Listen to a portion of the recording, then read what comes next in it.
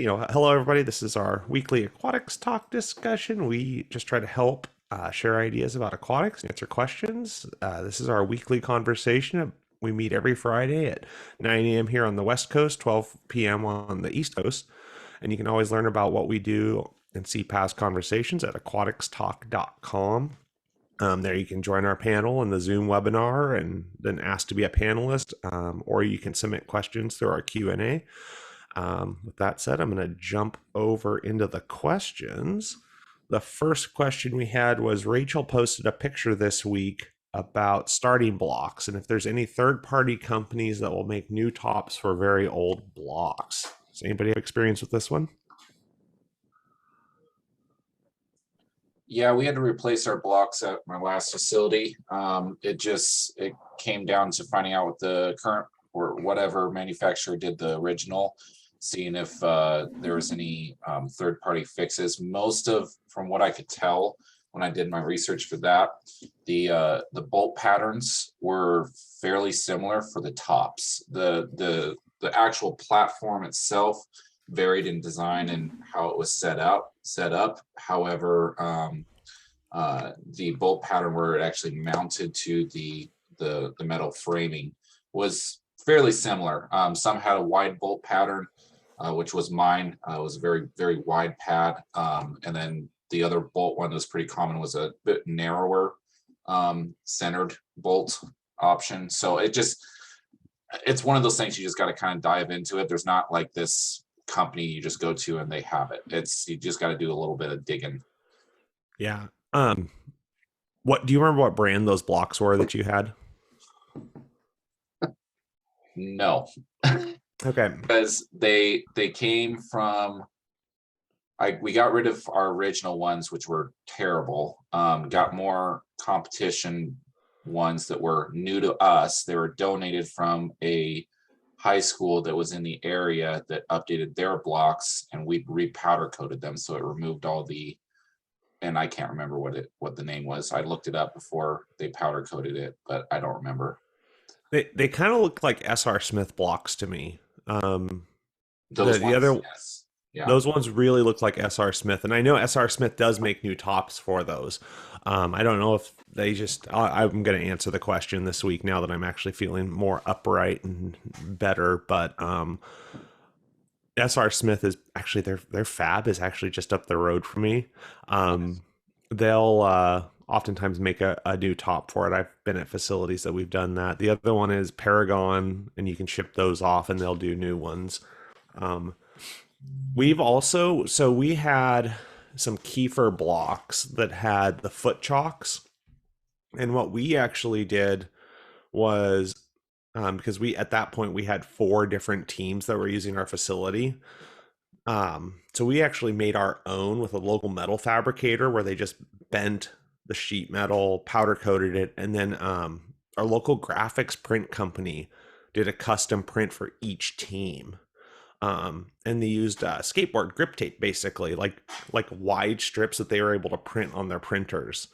So we were able to have the 2 high schools, the age group swim team, and then the university swim team.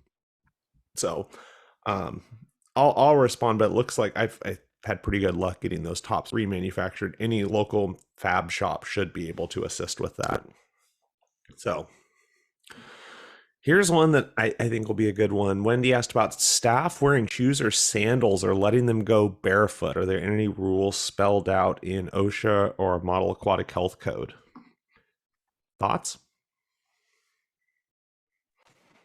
I currently do not have any rules about them wearing sneakers or whatever. I mean, again, it goes back to that question of, are they doing practices where they're wearing full sweatpants, full sweatshirts to jump in the water? Yes, shoes will slow you down. So I prefer you wearing something that you can easily kick off. But in the end, if you're still comfortable swimming in that, you can still get to the person you need to get to. I really don't have a problem with it. Yeah, I'm a little stricter. I don't permit anything that is strapped to the foot. So that includes sandals, Sneakers, obviously, shoes, any shoe that's strapped to the foot. I do permit Crocs because you can flip, they call it 4-wheel drive or whatever. You flip that to the front. That's what they call it around here. I'm going into 4-wheel drive because they flip the heel strap in. Anyway, so goofy thing with my staff, but I love it. they have it forward, so it's like a slide shoe, so they can kick it off real easy. Flip flops are okay, slides are okay, but I also don't permit sweatpants or anything like that on stand. The no shoes thing. If they don't want to wear shoes, I mean, our deck's pretty well kept up, clean. There shouldn't be any glass brought into the facility anyway, so there shouldn't be any concern for that type of stuff. So I'm fine with barefoot. I don't know why somebody would want to go barefoot on the deck, especially if they were going to be on their feet a lot. It kills my feet after a while, or shins, but I don't have any issue with no feet or no shoe type thing. Yeah, I'm kind of somewhere in the middle with all of you guys. I know I have back problems. I've had a couple staff over time that have had back problems, and what we do is we try to find something like whatever you're going to be in, you need to be able to get out of, or you need to like in service in. So like, and then one thing we do too is like our head lifeguards, because they have to have closed-toed shoes to go into our mechanical rooms, but they're often in rotation, so they'll have like really like light, I almost want to say like, for lack of a better term, like Converse material, like, except not high tops, right? Like a low top Converse kind of shoe that's pretty flexible to be able to, you can make a rescue in and kick off if you needed to. But just whatever you're going to do, you need to train in, and in service in. So I prefer to wear shoes. I've made rescues in my freaking work boots before. So, like, it's doable, but it's whatever you're going to do. I did that at one in service. I actually jumped in my work boots and did rescues, and it sucked, but Yeah. I could do it. Yeah, So. I always, if they push the issue, I do give them the option to perform the skills test that Red Cross is, where you enter the water, pull somebody out, extricate, Yep.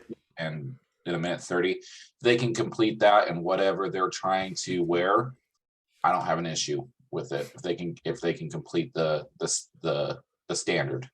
So Yeah. Kind of a jumping off that we kind of touched on with that, sweats and things like that. I know what we do is we have some blankets, like they're like a portable camping blanket type of thing that we make available to them, that they can have on stand if they're cold, or parka. And what a lot of them will do is they'll just put the parka, they'll have their tube on, have their, gear ready, and then just kind of drape the parka over them or a jacket over them. So what about you guys? And then no long, we provide them shorts, and they really can't have leggings or anything with those. So what about you guys? I'm actually okay with the athletic wear leggings. I don't like the yoga pants style. Like they're just not a good material. But the athletic wear workout, for lack of a better word, leggings. I don't know what the official word for those are. I've been okay with those because they usually don't prohibit the ability of the rescue, and then also they look a little bit more professional. Yoga pants don't look professional, so they just look a little bit better. Yeah, the problem is trying to get boys to wear leggings. They don't want to wear the leggings most of the time. Yeah, it's not like I'm requiring it. So if the staff wants to, I allow it. Yeah. Get that one a little bit, but yeah, I give my staff the option. I say, if you're gonna wear leggings, just make sure they don't like have flare legs at the bottom or anything like that.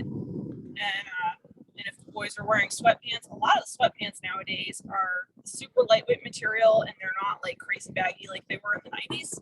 Yeah. So, again, I think it comes back to that in-service training with them. What was it? Was it the Jack Black movie? Sometimes we wear stretchy pants for fun. Have you ever seen this is totally off topic, but have you ever seen the guy that sings yoga pants? So That stretchy sink. yoga pants. He tried on his wife's yoga pants while she was gone one day. Oh, He wrote about it. I mean, I've it's the like the like the running pants that are pretty tight Yeah. aren't actually too bad, but Yeah, no, they're not bad. I mean, like they've gotten. I mean, skinny jeans have gotten skinnier, and so the rest of the pants they've all gotten smaller. So there's less restriction all the way around. At least yeah. for swimming. All right, jumping into the next question here. We had Megan asks about having swim instructors as contract staff. Does anybody do it? How so? And pros and cons. So I think this is the idea of instead of having them being staff, that they're like independent contractors. Does any of you guys have experience with that?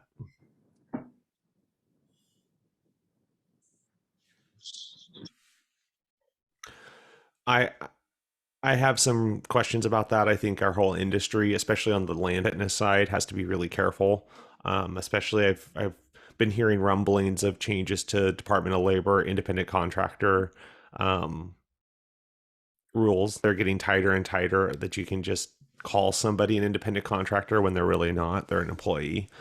Um, and it causes some huge pay inequities between like, a lot of facilities I've seen where land fitness instructors are contractors and they're making $40 to $50 an hour, whereas you have water fitness instructors that are making, $15 an hour, but they're employees. You'd have to have the person would have to have their own, check with your legal counsel and every other rule in your local area. But generally, to be an independent contractor, you have to be providing that service to other people.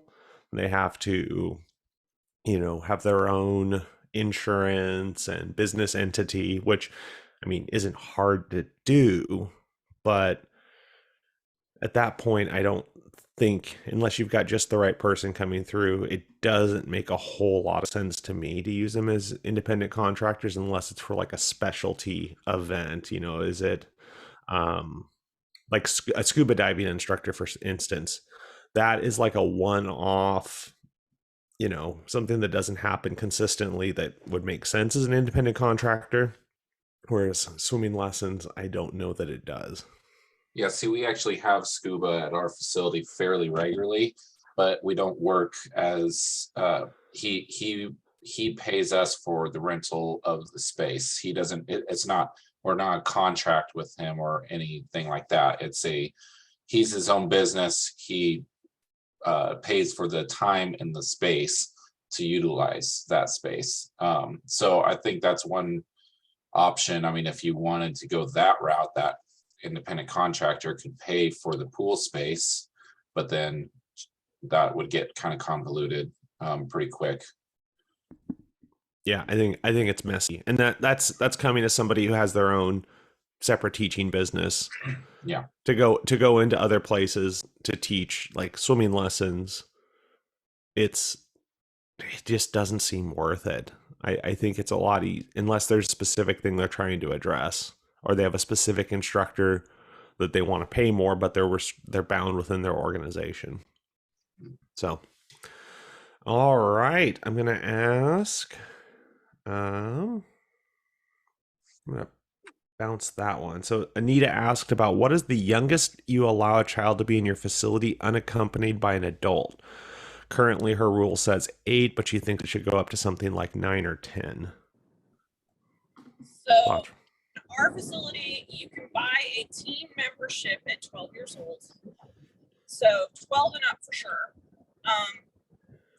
But other than that, and I think to some extent it's a little bit different in the rest of the facility. I think it might be 10 and up. Like parents can drop their kids off, but they, I know at my pools though, I'm really particular that between the ages of 8 and 11, so we're still doing swim tests up to age 12, but between the ages of 8 and 11, a parent still has to be in the facility if your child has passed the swim test. So you can't just drop your kid off and bail. Yeah, this is an interesting one. I think a lot of facilities approach it differently. My last facility, they changed it. They didn't like the 8 rule. I think that's a standard thing from years ago that it's kind of just been grandfathered in over time, and people are starting to reevaluate that rule. But my last facility, we went from age 8 being in the facility by themselves to age 12, but then they couldn't be in the water by themselves unless they were 14 or 15, because that's the age they could be a lifeguard. That was the justification, that they should be able to be capable and safe mentally, like just understanding the dangers of water. So they actually really hyped that up for the aquatics. That was not necessarily my viewpoint of it, but that's what my bosses wanted to do. So we went up clear up to 15 to be in the pool by themselves. And if they were under the age of 15, under the age of 15, they had to be accompanied by somebody at least 18 years or older. So anyway, really narrow window. However, this facility I'm currently at, they are taking a different approach. It's the 8 and under rule. So if they're under the age of 8, they have to have an adult accompany them in the water, 18 or older. But if they're over the age of 8, they don't have to be accompanied in the facility at all. So if they're 9, they can get dropped off and come into the facility. And the reason behind that is because it's a Y, and and although my last facility was a Y, it's just they were different philosophy. But this Y was, we want to get those kids away from home if they need to get away from home. Whereas when they're 14, 15, there's a big gap there, several years, where they're not going to have very many options. They're going to be very limited on their options. Whereas we want to at our facility, we're trying to create options. And so we haven't restricted, we've kept that 8 rule with our facility. Yeah, I think ours has been around 7, but I think in Oregon, I think the rule is children have to be at least 10 years old to be left by themselves. And that's kind of a good starting point of like, you're clear of any rules of, you're old enough to be left home alone. And then, cause I think Kyle, you touched on this, that the kids that are like 11 to 13 need to be in the pool. Yeah. Those are the kids that are going to be wandering the town, the ones that, don't have a lot of structure, and otherwise those are the kids that we want at the pool. So they're staying out of trouble, even if they might be a pain in our rear ends.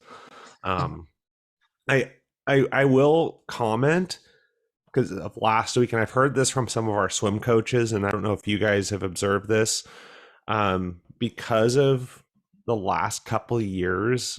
I don't know, what your online schools and things like that were during the peak pandemic, but I've noticed that there's a little bit of a delay in some of the social maturity with some of the kids. Mm-hmm. I went on the field trip last week, and it's 5th grade class, and it really felt like I was hurting 3rd graders. It was just things that are like, it was kind of hard to put my finger on, and I may not have noticed it unless I've heard a couple people mention it, that the kids just don't have as much experience with like following directions. Yes. And it's just something that I've noticed, other people have commented on, and I noticed it particularly last week. And so I wonder if that may be one of the factors driving where previously, where these kids are well socialized, they 8 years old, they're fine. But now we're seeing the kids are a little just not as socially developed, so they're struggling a bit. And not to prolong this, but I've seen that starting to develop in my new staff, my 15-year-olds, like just understanding basic rules and like following through with them as a staff, and then also addressing the rules. They don't have that. It's just that communication with people. It was hard before the pandemic for getting 15-year-olds to address another peer or even an adult about rule breaking. Now it seems like it's even harder because there is just they're not used to having that communication with somebody without a screen in front of them. Like that Yeah. changes things somehow. Right. I agree with that. And you know, if you think about the demographics, these are, you know, your young staff miss junior high. Like that's when you work a lot of those kinks out. So, all right. Hey, we got another question from somebody else chiming in, and we've talked about this question a lot, so I want to we'll keep it fairly short. What's the best online scheduling suite app that is best for your staff updating their availability? So I want to just touch on really quick, does the programs you guys use do this? Can they update their availability online, and does it do auto scheduling? So Yes. Kyle, and that's Sling, is that correct? No, Deputy. Deputy, that's right. Yep, Deputy. So it's been a great program. I've used it at 2 different facilities. Very flexible, easy to use. My staff love it. It's an easy to user interface between staff and from the admin level. So I love it. I'll leave it at that. We use Sling, of course, and they can update their availability at any time. And then if you're talking about auto scheduling, meaning like I can copy and paste the schedule from the week before and plug it in, like because we do ours on a weekly basis. That's generally how we figure out where our holes are based on everybody's availability and stuff week to week. But it's usually a puzzle. It's not too hard to fix. Yeah, to speak to the auto scheduling on the deputy's side, it actually will, you have options. Gives you a drop down. You can either oh shoot, now I can't remember. Anyway, but the last option you can, or the last couple options is one, you can set it to learn from your previous schedules. So if you set your schedules, so I always tweak it after I do the auto schedule, but eventually as I continue to do that, it learns where I like to have people and what shifts I like to have them in, and it'll start doing that more regularly. Deputy is paid. Okay.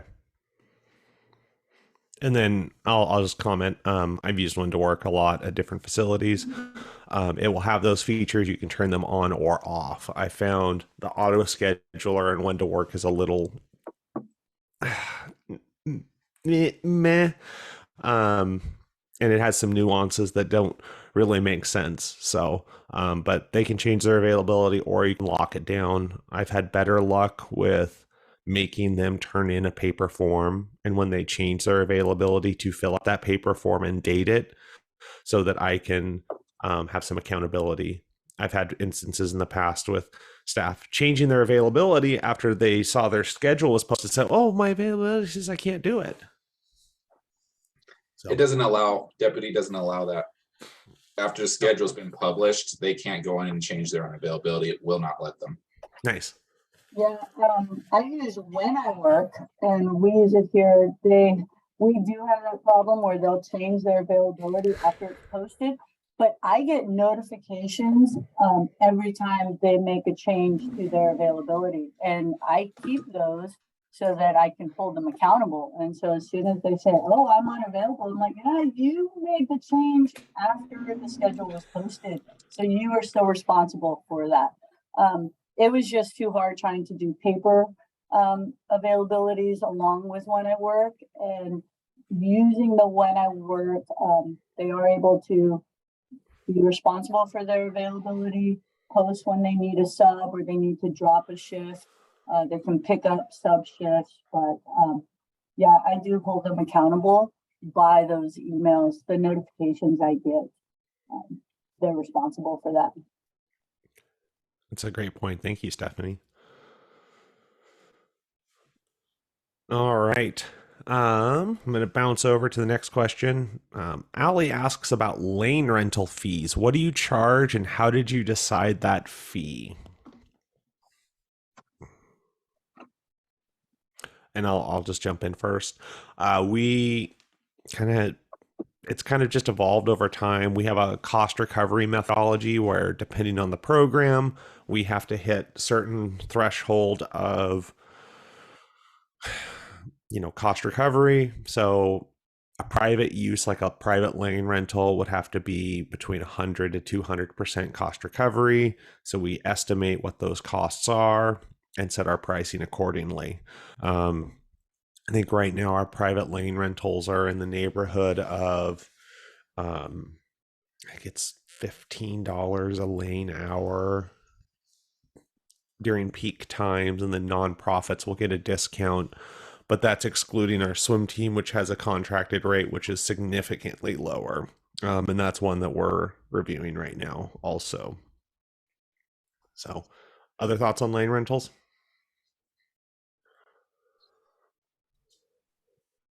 We did the same thing. We did cost recovery.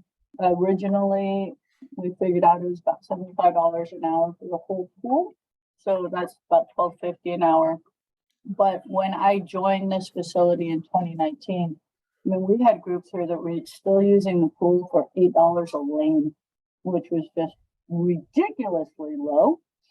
And now that Orca Pacific is charging us a delivery fee on top of the cost just for the chlorines and everything else, we will be looking to increase our fees come January and try to get all our groups on the same page, because I still have groups that are $11, $12, and $12.50, varying on who they are with.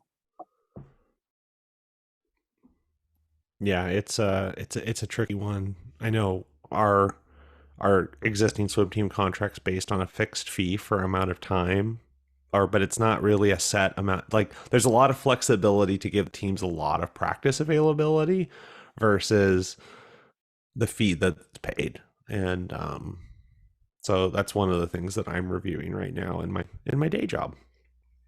So all right, next question. Aaron asks about what age do you require children to use their own gender specific locker room specifically for swim lesson participants?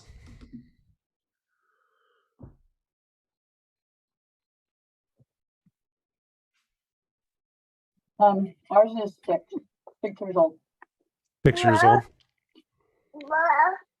I think we do 5.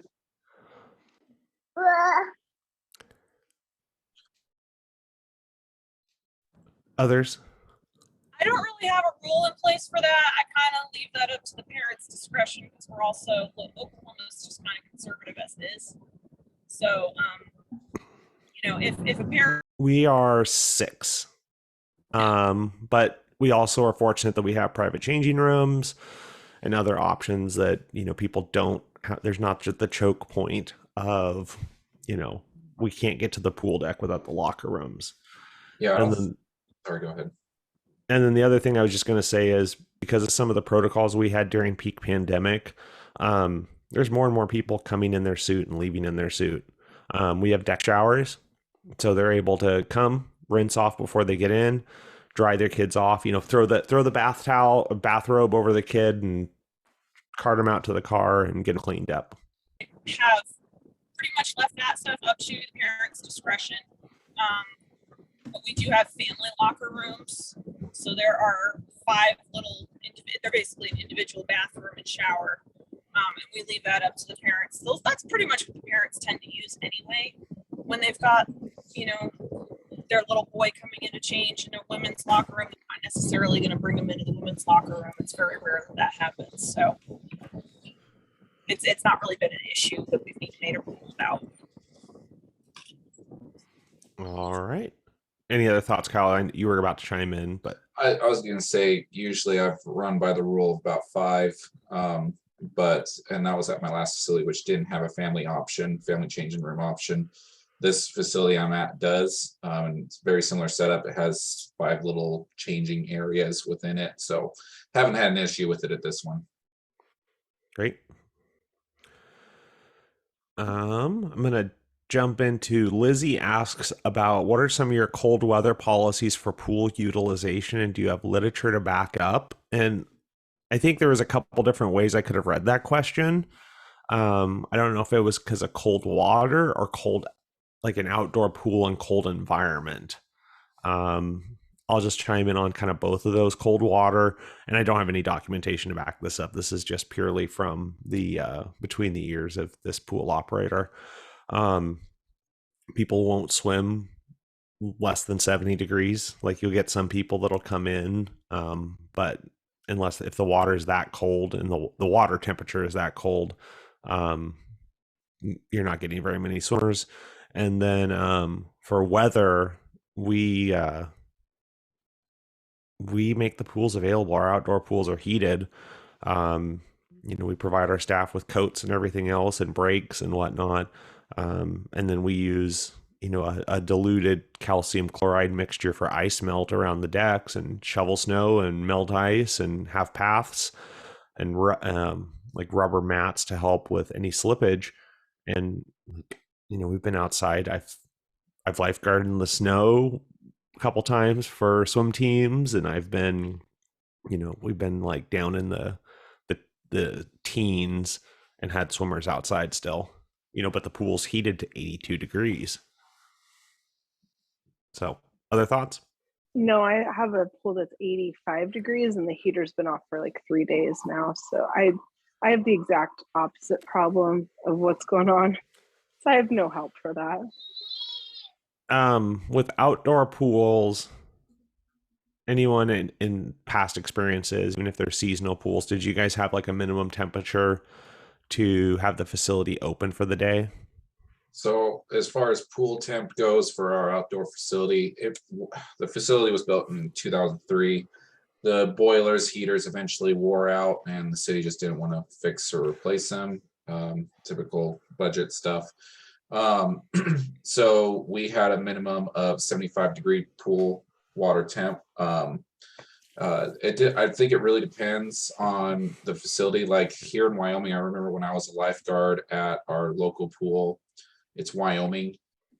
We have a couple months that are warm, but that's about it. Everything's usually colder. And I remember we were letting people in the water with it being, I think our cutoff outdoor temperature was, outdoor temperature had to be at least 70 degrees. And the pool water could be as low as 65 degrees. Yeah, but that we're used to cooler climate. But in Kansas, it was the exact opposite. Water temperature had to be at least 75 degrees and air temperature at noon had to be at least, I think, 80.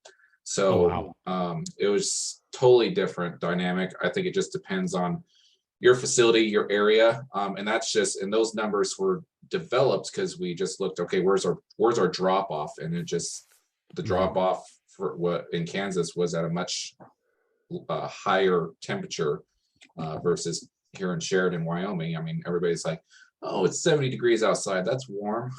And they go jump in the pool. Yeah. I mean, I went and taught a lifeguard instructor class down in Weed, California. It's kind of high mountainous area. And the little pool didn't have a much of a heater. And we were out there in like 70-degree water. It was brutal. Beautiful place. But so. All right, next question. Ashley asked about what are your best interview questions for an aquatics coordinator position? So I'm going to kind of assume that this is at like a full-time level, maybe an entry full-time level position is where I read aquatics coordinator, right on that threshold of, professional level position from more of a casual level.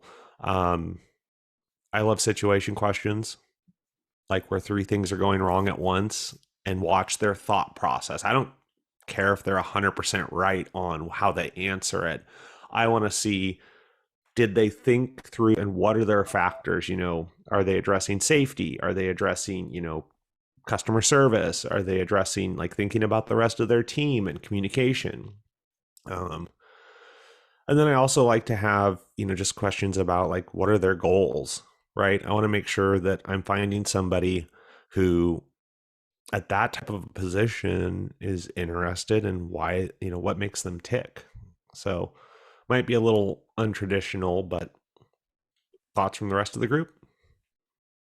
Oh, I love the scenario situational based ones. I do that too. I give them like, I even sometimes draw a little diagram on if I have a whiteboard, do a little diagram of the pool and kind of make a couple sketches and say, okay, this is the scenario. What would you do? Or here's like, I'll think of something like the guard is complaining about this. How do we resolve it? like some of those more administrative, like big picture problem solving thinking scenarios. Others? I always love the interview questions of talk about your like favorite management style.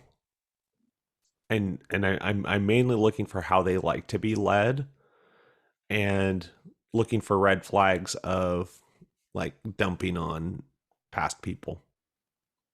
Like there's tactful ways to do that and to talk about things you didn't like or bad experiences and to navigate that, but it's really helpful to know how people like to be led. Yeah. The question I've always liked that I always end my interviews with, it doesn't matter what level it's at, I always end it with somebody walks in here, they have the exact same credentials as you. Tell me why I should hire you. And it really like they kind of like everybody goes back to, oh, I do this and I've done this. Like, no, this other person's done that.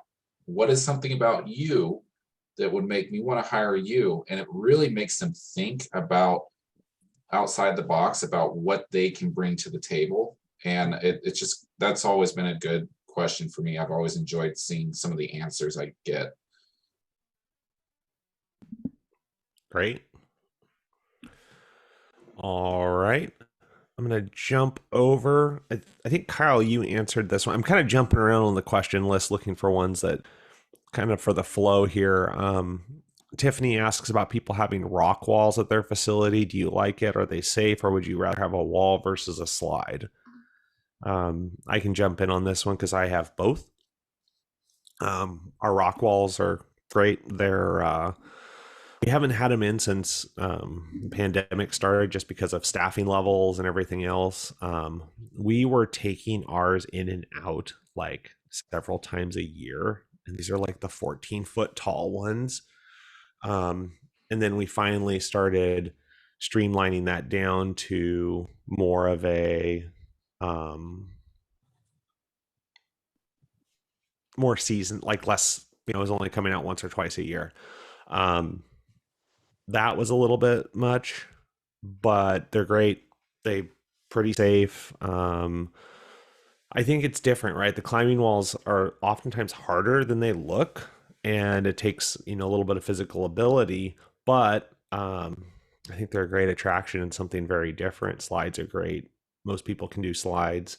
But the capital cost and the deck space with slides is significant versus a climbing wall that goes in and can potentially come out. So that's my thoughts on it. Others? I answered this question because I have three. We'll have two different slides, diving board and a rock wall. And as I explained in the post, it seems the rock wall is the most popular, followed by the diving board and then the slide, which for me, I was a slide kid. I loved the slide. I'd take the slide hands down every time. And the one pool has a drop slide. So you're coming out over the water about 3 feet and coming out. And so I thought for sure that'd be the most popular thing. But at this facility, everybody's asking for the rock wall. I don't know if it's because we're in a mountain community and people are used to climbing. And but it's relatively safe. It's relatively easy to guard. I mean, there's some aspects about diving boards and that can be harder to guard, so to speak. And slides, they have their things. Capital costs, like you said, definitely more expensive to put in a slide. But I've had good luck with the rock wall. I would get at least a 3-panel wall, just so that, because we permit 2 climbers on the wall at a time, but they have to have a panel in between them so that if they come off, there's not a chance of them falling into the other person's space. So I would get at least a 3-panel wall. However high you want to go would be your preference, but that's what I use. And Tara asked about anybody still having a high dive board at their facility, any special rules or procedures to mitigate risks. Diving board, high dive board, 3-lane buffer. We go feet first. The biggest thing that we've seen with the diving boards where injuries happen is when the kids kind of decide they're not ready for it and they back out and they try to go down the stairs or the ladder.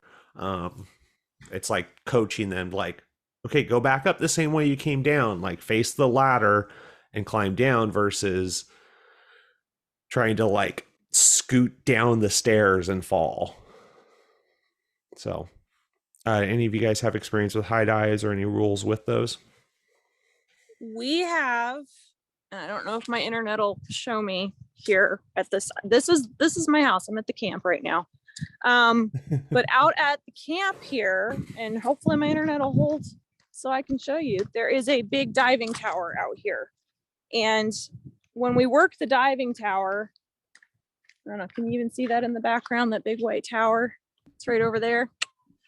It's really hard to see, but it's 3 stories. Oh, wow.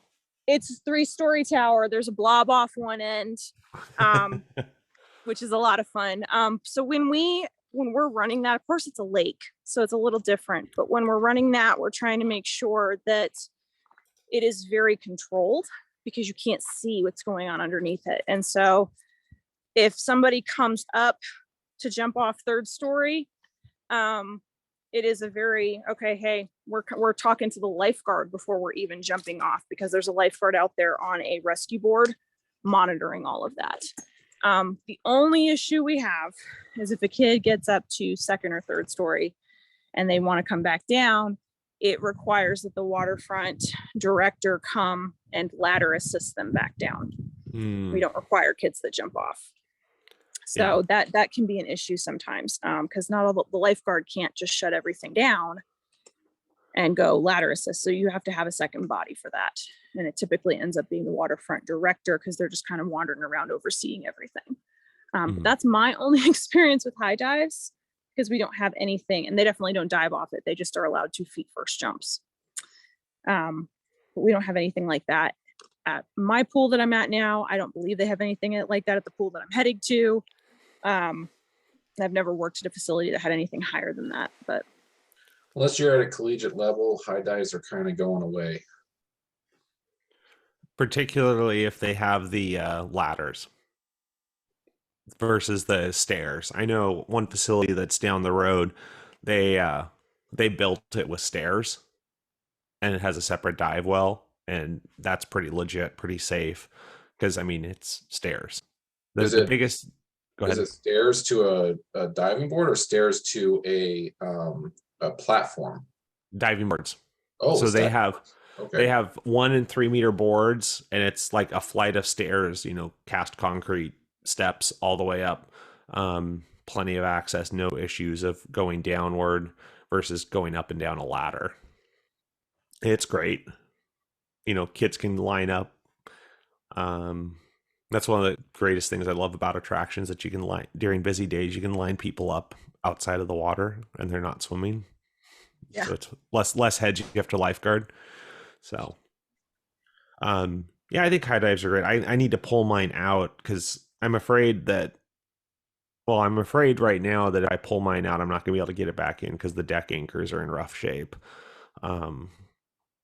So I'm kind of trying to stall until I know I have enough time to reset the deck anchors, which is a process in itself. So got about 10 more minutes and I got 3 questions left here. So we'll jump into this. Question that came up weeks ago. I think I'll just ask it again. Alyssa has pool vacuums. She has 2 Dolphin 2x2 cleaners that aren't as reliable as she would like. Anyone have any other suggestions? I've been happy with it. I mean, I haven't ran the 2x, well, I have had issues with the 2x2s.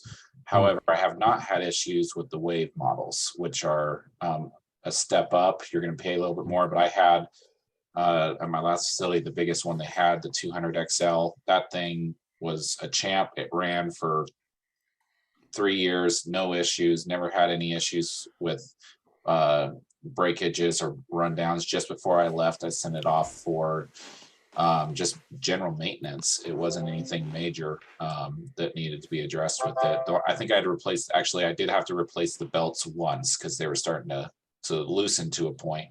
But other than that, it was a solid thing. But I have, for whatever reason, the 2x2s, they seem to break a lot. I don't know why.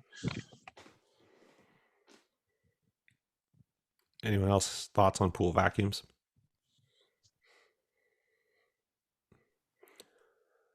We've got our 2x2 down right now, so I'm hoping they got it boxed up while I was gone. But the vacuums are just kind of, I don't know. I've had okay luck with them, but they're just a little finicky, and probably it's just because I'm not as good on the routine maintenance on them as we need to do, and sending them in to get serviced. So. All right, next question. Isaac asks about backboards with multiple straps when guards are only trained to use the top strap, which is the current Red Cross protocol. Does everyone else keep the other straps?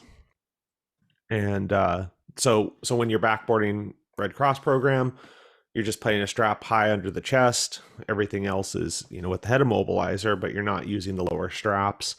At this case, I've removed the other straps on my boards, just so they don't get in the way. We keep them all on because now at the moment, all of my lifeguards are YMCA because we've transitioned over. But I've worked not only at facilities, not only here at the camp where sometimes kids are both Red Cross and YMCA, but at my facility, there was a cross between the two. And so you need to have all the straps on depending on who's running the rescue, because it just, you got to be prepared for all the scenarios. So a YMCA lifeguard's going to say, no, I got to put all the other straps on. And if they're the one in charge of the rescue, then you just take their lead and you do what they tell you to do. But I've never heard of taking all the extra straps off. Yeah, I've taken mine extra ones off. There's some boards that are a little harder to remove them than others. But yeah, they just get in the way. So I just get rid of them. Yeah, I have, from some of the things I'm seeing, again, I'm speaking kind of vaguely. I will be surprised if we're in the probably 2 lifeguard revisions away if we're going to see as much emphasis on spinal management from Red Cross, at least. I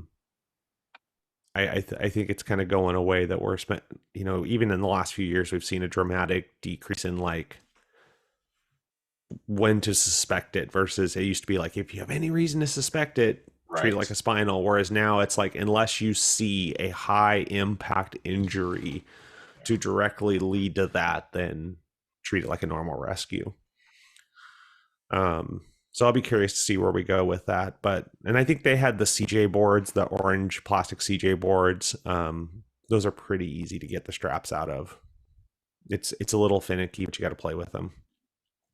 But all right, this is the last question I have from the group. So if anyone else has other things they'd like to discuss, please prepare that. But AJ asks about snapped lane lines with only the actual cable breaking. What is the best way to solve this problem? Get a new cable and restring?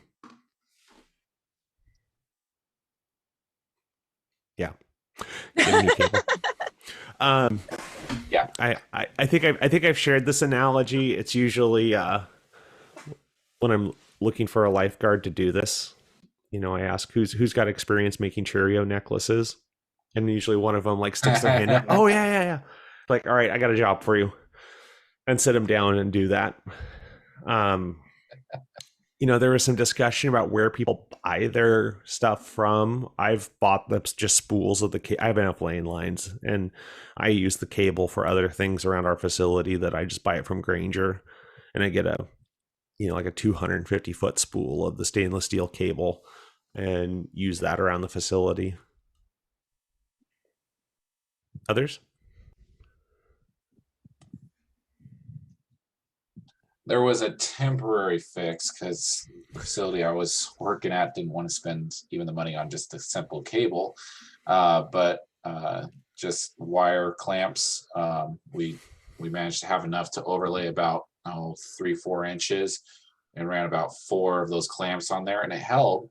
But the thing that you need to be aware of is the frayed ends. So you have to really do a good job of either wrapping those and getting something over that to protect it, or protect the patrons from potentially getting, because they're like, when they fray, that hurts when it sticks to you.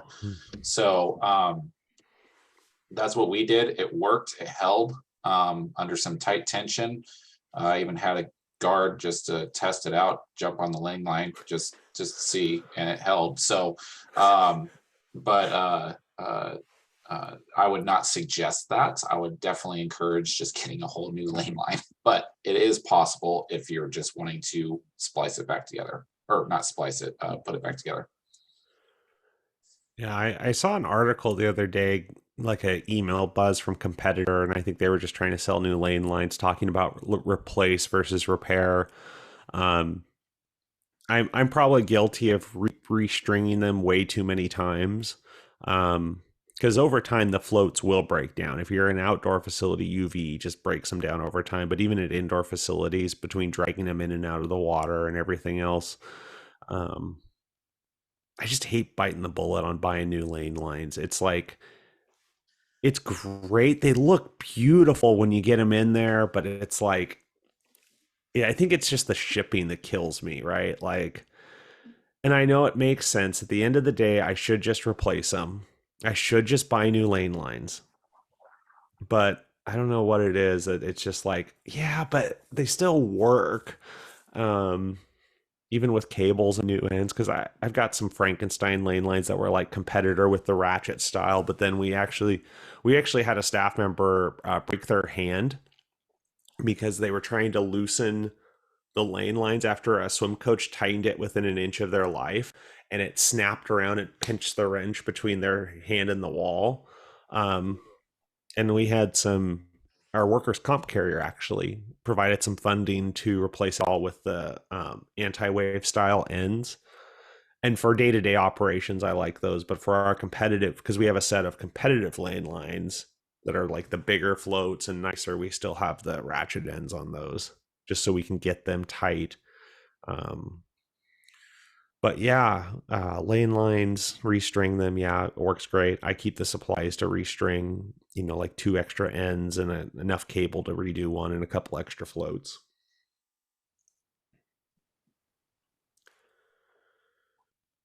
All right. Anyone else have anything else good for the good of the order in the last couple minutes we have? Lots of job postings out there, so congratulations. Also, formal congratulations to Chelsea for moving out to the West Coast here.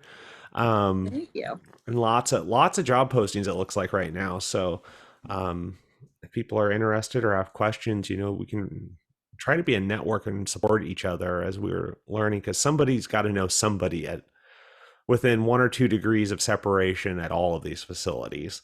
Yeah. So that was why I posted what I did, was like, hey, does somebody want to come work in Ardmore? Because we're having to piecemeal out my job. Mm-hmm. Joe is going to be training one of my lifeguards in the certified pool operator. So Yeah. So he'll be taking that over. And then one of my lifeguards, he's 67. He's wonderful. He's going to kind of just be the supervisor back there, kind of making sure everything's running day to day. And then I've got one of my other girls getting certified in LGI. So it's we're having fun trying to piecemeal this all out. Yeah. It's a hot mess. It'll be all right. It's good opportunities for people to grow, and change has growing pains, but oftentimes you get some better results after, like, not to trash any one individual results, but there's some things that'll end up being better and some things that end up being not as well. So Yeah. Well, and our goal is just to keep things moving along in the interim until they do find somebody a little more long term. And I think Colton potentially could grow into that. I think he'd be amazing at it. Nice. All right, sports fans. Well, given nothing else, thank you guys for jumping on this week. And I think we're good to go next week again. But, as the world goes, we'll see how it turns out. So thank you all, and we'll catch you all soon. Bye, guys.